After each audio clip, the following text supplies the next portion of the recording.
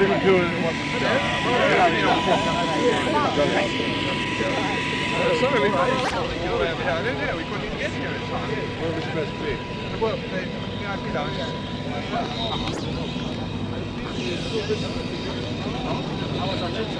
yes, your trip was Johnny Hawkins.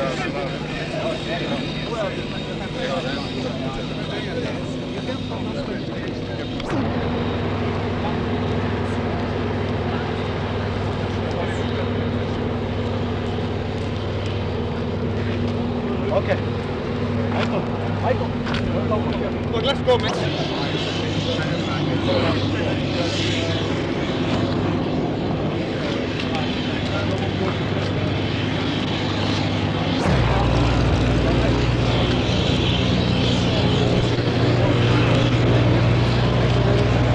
To what I said when I left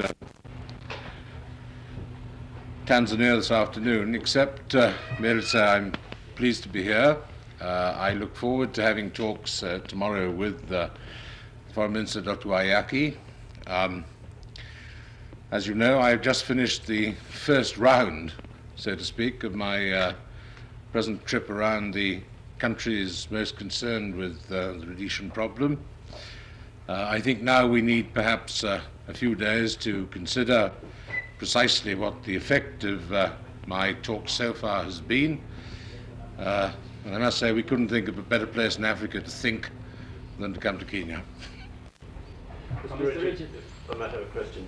You've been quoted as saying yesterday, I think, that you feel that there seems to be a better chance of achieving a settlement from the Geneva talks now than you thought there may have been when you set out on this mission.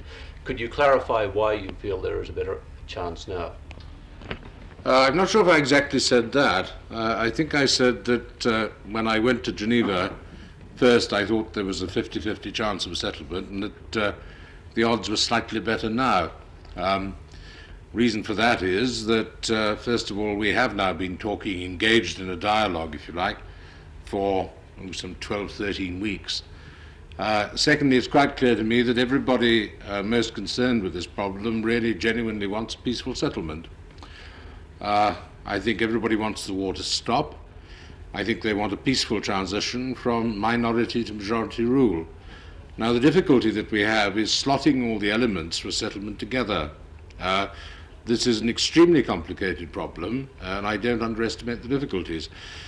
But I still believe now, as I believed when I first started this enterprise as long ago as, September, that the elements for settlement are there.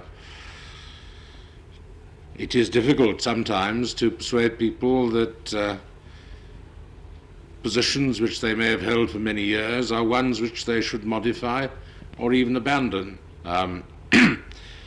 We're dealing here with a history that goes back for, perhaps 15 years.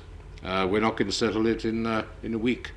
Yes, nevertheless, I do believe that the chances of a settlement now are better than they were when we started this exercise in September. You say that you feel that all the leaders, all the parties involved want a peaceful settlement. The statements by some of the nationalist leaders, and particularly Mr. Robert Mugabe, don't seem to reflect this. He has been quoted as saying that the Geneva talks are absolutely useless. He feels that the only settlement will come through the guerrilla war. I'm surprised to hear him say that, since he attended the Geneva talks and has agreed to come back to them. If they're such a waste of time, I wouldn't expect him to be there. What I think was very interesting was when I saw President Michel yesterday. I think it was yesterday. Yes, it was.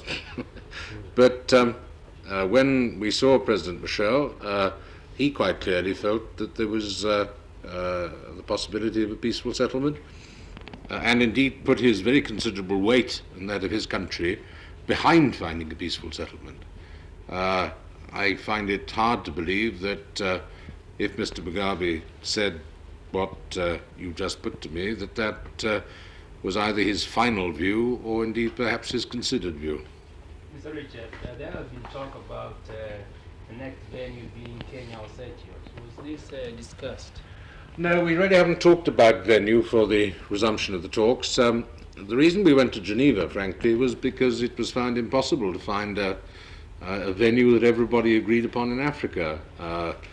Speaking personally, I would much prefer the talks to have taken place in Africa.